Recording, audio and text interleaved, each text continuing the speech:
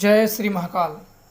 आज मैं आप सब लोगों को एक शमशानी प्रयोग बताऊंगा जो शमशानी भूत प्रेत शक्तियों को हटाने के लिए बहुत कारगर है और ये मेरा स्वयं का अनुभूत है। दो चीज़ आज मैं इस वीडियो में बताऊंगा। एक लास्ट में शमशान की शक्ति एक चलाने के लिए पूछे हुए हैं जो कि कटती नहीं है और उसी के द्वारा उसे काटा जाता है। उसके बारे में मैं वीडियो के लास्ट में उसको भी बताऊंगा, क्योंकि उसके लिए अलग वीडियो नहीं बनाऊंगा। इसी में आप सब लोगों को वो चीज़ बता दूंगा, क्योंकि मुझे दो तीन लोगों ने पूछा था, तो इसी वीडियो में उनकी भी जानकारी उन्हें दे दूंगा। तो सबसे पहले शमशानी शक्तियों को हटाने की बात कर रहा हूँ, क्योंकि बहुत बार इतने लोग दुखी हैं कि जाते हैं बाबाओं के ओझा के पास, सोखा के बाद जाते हैं, पर उपाय करते भी हैं, पर 2 दिन 4 दिन या महीना ठीक रहते हैं, फिर वापस उसी तरीके से हो जाते हैं। तो ऐसे 2 बार 4 बार करने करते वो समस्या ज्यों की त्यों बनी रहती है। तो उस सब के बचाव के लिए आपको क्या करना है, ये बहुत ही शक्तिशाली है। थोड़ा सा महंगा हो जाएगा, शायद हो सकता है कि सब लोग इसे ना कर पाएँ, पर जो लोग करना चाहे वो कर सकते हैं, जो ना करना चाहे वो ना करें, उनके ऊपर है। आप लोगों को सबसे पहले इस चीज़ में सामान की ज़रूरत होगी, शमशान की राख और तालाब की मिट्टी और पीपल वृक्ष की छाल, ये 3 चीज़ चाहिए। और चांदी के पात्र जिसमें उस व्यक्ति के उसके पैर के बराबर हो, जिसमें उसके पैर के पूरी तरीके से निशान आना चाहिए। और एक ऐसा कुआं चुने जो कि जिसे अंधा कुआं बोला जाता है तंत्र में, इस प्रयोग में उसे अंधा कुआं बोला जाता है, जिस कुएं का पानी कोई ना पीता हो और वो उजाड़ स्थान में हो और वहाँ कोई आता जाता न हो। वैसे इस प्रयोग को करने के लिए वो चीज़ उत्तम रहता है। और इसमें आप लोगों को सबसे पहले कि कोई आप बार बार करके थक गए हो, आप किसी को दिखा के थक गए हो, भूत प्रेत आपका पीछा नहीं छोड़ रहा है और तमाम तरीके से आपको परेशान कर रहा है, तो ये सब बचने के लिए आप एक बार में ही ये सबसे बच सकते हो। आपको किसी भी दिन जाना चाहिए, दिन का बंधन नहीं है। किसी भी दिन को संध्या के समय में यह प्रयोग करना है। सबसे पहले आपको शमशान की मिट्टी और तालाब के किनारे की मिट्टी और पीपल की छाल को एक में मिला लेना है। पीपल की छाल को थोड़ा सा खून के एक में मिला लेना है। मिलाने के बाद वो चांदी का पतला से पतला पात्र, जो आप जैसे ले सको, जितनी आपकी औकात हो या जितना आप ले सको, तो वो चीज़ रख के उस पर पूरी तरीके से फैला देना है। शमशान की मिट्टी, तालाब की मिट्टी और पीपल की छाल, क्योंकि यह एक शमशानी प्रयोग है।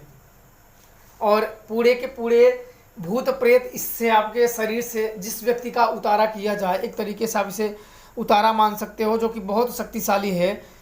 टोटका भी मान सकते हो, लेकिन ये आजमाया हुआ है। तो इसके बाद आपको जब पूरा फैला के, फिर जो व्यक्ति भूत प्रेत ऊपरी हवा से ग्रसित व्यक्ति है, उसके दोनों पैर का आपको उसके ऊपर दोनों पैर रखवा लेना है, उसका छाप लेना है। दोनों पैर के उसके ऊपर रख देना है, ताकि उसके दोनों पैरों के उसके ऊपर निशान आ जाए। निशान आने के बाद उसको हटा देना है। और फिर वही संध्या के समय में आपको वो किसी अंधे कुएं में ले जाके फेंक देना है। मैंने आपको पहले बता चुका हूँ कि वो वहाँ का पानी कोई ना पीता हो, तभी ये चीज़ प्रयोग आएगा और ये कारगर होगा। और वहाँ जाते समय जाके आपको उस कुएं में इसको फेंक देना है। और फेंकने के बाद वापस आए और पीछे मुड़ के बिल्कुल ना देखें। आप देखेंगे कि उसके अगले ही दिन से जो व्यक्ति स्वस्थ नहीं है या उसको तमाम प्रकार से कष्ट समस्या उत्पन्न होती थी, वो धीरे धीरे उसकी ठीक हो जाएंगी और कि कुछ ही दिनों में वह व्यक्ति पूरी तरीके से ठीक हो जाएगा। और मैं जब ये किया था, तो मैं बहुत पहले किया था। एक औरत थी जो कि वो दूसरे गांव की थी, तो मुझे वहाँ बुलाया गया था ठीक करने के लिए। तो मुझे एक क्रिया मालूम थी, लेकिन मैंने किसी पे आजमाया नहीं था। तो मुझे भाई, जब तक कोई क्रिया को या कोई चीज़ को आजमाया ना जाए, तो उस पर आप क्लियरली भरोसा नहीं कर सकते हो कि ये काम करता है या नहीं करता है। तो मैंने इस मसान से, जो मेरा मसान था। जब वहाँ गया तो औरत काफ़ी बीमार रहती थी, तो मैंने अगरबत्ती कपूर जलाया और मैंने मसान को बोला कि इसके ऊपर जो भूत प्रेत बाधा हो उसे पकड़ लो और इसे ठीक कर दो। इसकी शरीर, मैंने मसान से कहा कि इसकी शरीर फूल जैसी कर दो, क्योंकि जिसे देखा जाता है, जो प्रेत बाधित व्यक्ति है उसे देखा जाता है तो शक्तियों से ऐसे ही बोला जाता है कि इस व्यक्ति पे जो कोई प्रेत आत्मा हो उसे कैद करो और इसकी शरीर पूरी तरीके से फूल करो और किसी भी आत्माओं का इसका पहरा ना हो। जो प्रेम से माने उसे प्रेम से, जो लात से माने उसे लात से। ऐसे करके फिर उस प्रेत आत्माओं को खींच लिया जाता है। फिर अपने लात से, जैसे लौंग में आप खींचे हो तो अपने लात से पहले उसको लात से मारा जाता है।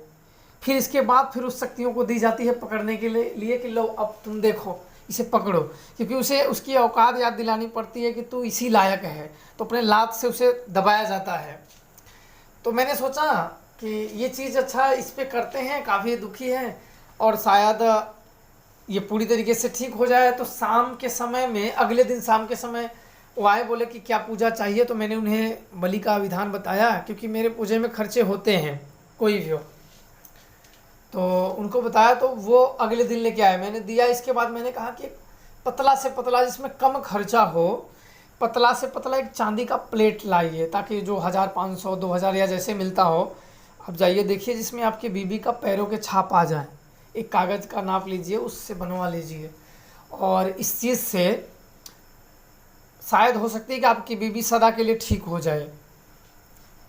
तो मैंने वैसा ही किया। शमशान की मैंने राख लाई, जहाँ मुर्दा जला थे उसके ऊपर की राख लाई, और तालाब के पास की राख लाई, और पीपल की छाल मैंने इकट्ठा करके उसको थोड़ा सा कूच के फिर आपस में पूरा मिला दिया। फिर थोड़ा सा पानी की सहायता से उसको पूरी तरीके से फैला दिया। और उस दिन शायद मंगलवार का समय था, तो मैंने उस औरत का पूरे दोनों शरीर, उसके घर ही जाके उसके दोनों पैरों के छाप ले लिए। फिर उसको मैंने अपनी शक्तियों से भी बोला कि इसके ऊपर जो कोई, क्योंकि मसान मेरा शमशान का ही था, तो मैंने कहा कि हे मसान, इसके ऊपर जो कोई भूत प्रेत बाधा हो वो आज से इसके ऊपर से ख़त्म हो जाए और इस प्रयोग से वो शमशान में ही चली जाए और इस आज से ये ठीक रहे। तो ऐसे मैंने कहा, और कहा कि मसान से, और कहा कि देखना मसान बाबा नाम की बेइज्जती ना हो कोई काम में। तो फिर मैंने शाम के समय में वो करके फिर मसान, वहाँ अंधा कुआँ बहुत पुराना था, वहाँ पूरी तरीके से चारों तरफ झाड़ जमे हैं, वहाँ पानी तो छोड़ो कोई पास भी नहीं गुजरता है। तो उस कुएं में मैंने उसको डाल दिया और वापस मुड़ के मैंने नहीं देखा। फिर अगले दिन मैंने सोचा कि क्या मालूम क्या हुआ है क्या नहीं, बड़ा उत्सुकता पड़ती है कि क्या हुआ क्या नहीं। तो अगले दिन मैंने फ़ोन किया कि क्या हुआ है। बोले अब तो ठीक है, वैसा नहीं हो रहा है। फिर ऐसे हफ्ते बीते, हफ्ते महीने बीते, महीने साल में बीत गए, फिर अब उसको ऐसा नहीं हुआ। तो इसलिए आप लोग सही तरीके से अगर करेंगे तो मेरा विश्वास है कि ये काम करेगा। बाकी जैसे आप श्रद्धा विश्वास पे करते हो, कि बहुत बार ये एक तरीके से शमशानी उतारे होते हैं। बहुत लोग अगर कुछ गलती या भूल कर देते हैं तो वहाँ काम भी नहीं करते हैं, तो वो लोग इस पे दोष देते हैं। तो आप कोशिश करें कि ये चीज़ ऐसी गलती ना करें और पूरी श्रद्धा से आप इसको करें। और दूसरा जो सवाल पूछे थे कि जो हिजड़े होते हैं उनकी हड्डियों के जो तंत्र प्रयोग किए जाते हैं वो कैसे किए जाते हैं और क्या उसका विधान है।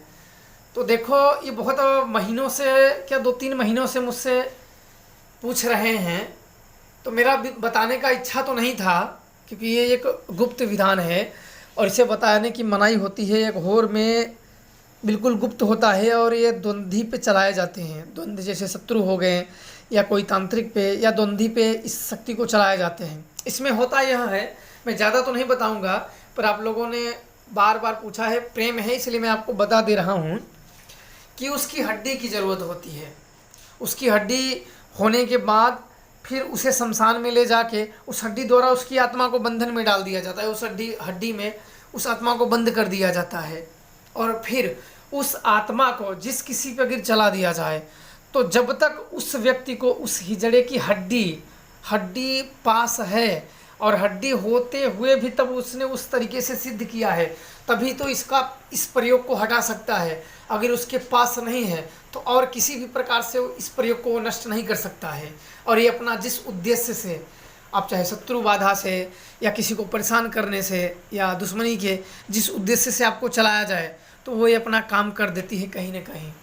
और दूसरा चीज़, ये शक्तियाँ कभी भी जाती है तो आपको कमजोरी पे अटैक करती हैं। ऐसा नहीं कि आपने बोल दिया है कि आप बहुत बड़े तांत्रिक हो तो मेरे ऊपर अटैक करो, मैं देख लूँगा, तो ऐसा ही नहीं करती हैं। आपकी कमजोरी क्या है, आपके पुत्र हैं या पत्नी है या क्या है क्या नहीं, ये सदैव आपकी कमजोरी पे अटैक करते हैं। आप जिस पे चाहोगे उस पे अटैक नहीं करेंगे, उसके विपरीत अटैक करेंगे। तो इतना ही बताऊंगा, ज़्यादा मैं नहीं बताऊंगा, क्योंकि ये थोड़ा सा बिल्कुल गुप्त विधान है। बस यही कहूँगा कि ये बिल्कुल खतरनाक तंत्र है। इसके बारे में बहुत कम लोग जानते हैं होंगे, शायद आप लोग भी नहीं जानते होंगे। इसके बारे में बहुत कम लोग जानते होंगे, और जो जानते होंगे वो किसी को बताना नहीं चाहते हैं, क्योंकि ये गुप्त एक अघोर मार्ग है, अघोर तरीके से। और इसे ज़्यादातर एक अघोरी दूसरे अघोरी में जब युद्ध होता है तब उसी समय पे चलाया जाता है, और बाकी कामों में भी चला दिए जाते हैं, क्योंकि पर्सनल में कोई लफड़े में किसी को भी ऊपर चला सकता है निजी शत्रुता के लिए। तो इस प्रकार के प्रयोग या इस प्रकार की साधना बिल्कुल खतरनाक हैं। तो आप लोगों को बस एक जिज्ञासा के लिए मैंने बता दिया है। आशा करता हूँ कि आप लोगों को ये जिज्ञासा समझ में आ गई होगी। जय श्री महाकाल।